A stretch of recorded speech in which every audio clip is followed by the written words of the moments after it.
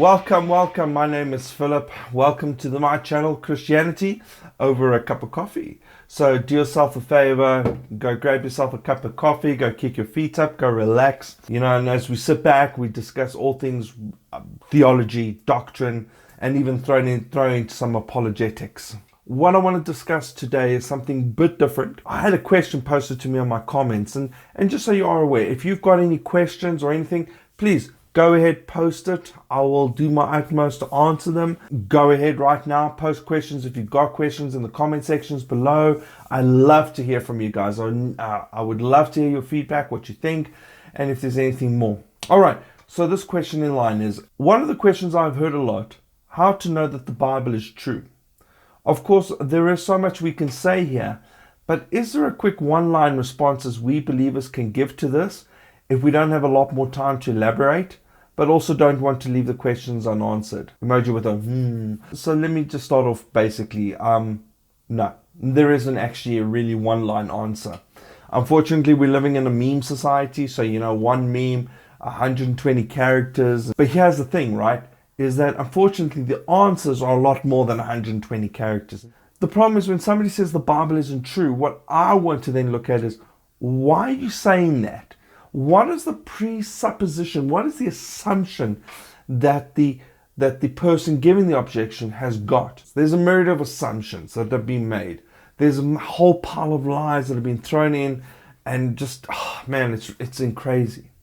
So what I want to do is I want to give you a different approach. It's not a one-liner approach, and you don't necessarily have the time, but what you can do is put a pebble in somebody's shoe, make that little walk uncomfortable, make them think about it, and that's very possible. So I want to give you a tactic, and it's from this book called Tactics by Greg Cockle.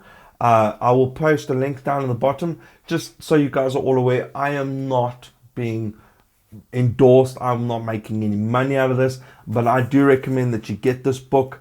It gives you lovely tactics, a game plan for discussing your Christian convictions. There are times when evangelism can work in the streets, and you can go up to somebody and say, okay, well, give the way of the master, give a 5-minute gospel presentation, and work through that man is a sinner, man needs God, and God's going to judge our sins, but he loves us, but he doesn't want to judge us, but he loves us, so he has to judge us. And you can go through all of that, and then you talk about Jesus, and you can talk about how to get born again or saved, whatever phrase you use. But there are questions that need to be asked, because sometimes that works to a point, and then you need to ask these questions. So the tactic I'm going to use is what Greg Cockle calls the Colombo tactic. Check out the link below and get the book. It's definitely going to be worth it.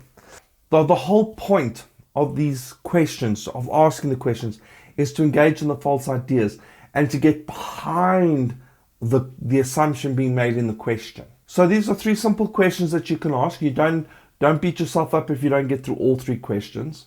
But think about these questions. Think about the answers, because what you need to do, again, as I going to keep saying this, you need to get to the assumption. You need to get to the reason for it. So the first question is, what do you mean by that? So firstly, you want to get some clarification. You want to get some ideas. You want to get some definitions to the words. You can phrase this however you want to, but rather use this time to start getting clarification. So if they're saying the Bible is not true, well, okay, define truth.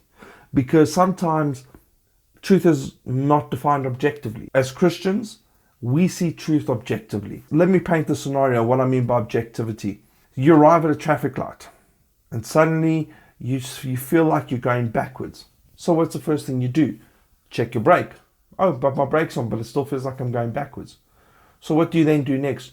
You look for a fixed object, and if it's getting further away, or if the fixed object's in your mirrors, but let's just say it's a building or the traffic light, the robot here in South Africa, at the traffic light, and it's moving away from you, and then you know that you're going backwards. If it's staying put, then it's just you're not moving backwards. Does that analogy make sense? And that's what we mean by objective and objective truth. How do we know the Bible is true? Well, what do they mean by the Bible? Are they referring to the standard 66 canonical books as we find? Are they referring to all the other Bibles? Are they referring to the Apocrypha? What are they referring to when they say the Bible? Try and get some clarification. Try and get some understanding. Ask questions. What do you mean? Explain this phrase. So the first point is clarifying the claim. What do you mean by that? Okay, we need more information. So the second question is what we call reversing the burden of truth, or really the phrase is, how did you arrive at that conclusion? So if the person's saying the Bible is not true, then how did they get to that point? How did they get to the point where they're making the claim the Bible is not true? Did they get it from the Da Vinci Code? Or did a teacher in school tell them it wasn't the truth? Did they hear from their best buddy?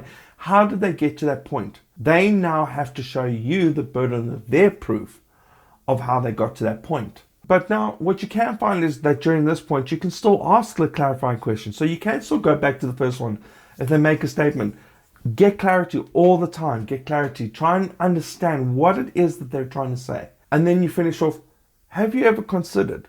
So if they say to you, the Bible is not true because we're 10,000 years away, and at the Council of Nicaea they changed the Bible, then you can say, but the early church fathers wrote letters that if you take their letters from the early church fathers, you're able to rebuild the New Testament, that there are countless manuscripts that go back to that point in time. I mean, you can even refer to P51 manuscript, which is considered the oldest manuscript in the world for biblical New Testament history. And hopefully if you watch the videos on my bibliology series, I can give you that information that you can use. But it also helps to go and read. Have a few sips of coffee in between. So in summary, ask these questions. What do you mean by that? Clarify the claim. What do you mean by that? Question number 2 is reverse the burden of proof by asking, how did you arrive at that conclusion? And then number 3 is, have you considered? Okay. Asking those 3 questions helps encourage conversation. It also helps the person that you're talking to think about their statements and think about their claims. Why don't you go and click subscribe, click share, and then click the little bell notification there in the corner, just so that you can receive videos from myself and be notified when I release something. So I'd like to say thank you for taking the time out to watch this video. I really appreciate and love you guys. And again, any questions that you have, gooi it now into the comment section below. And I would just want to say God bless, God bless, God bless.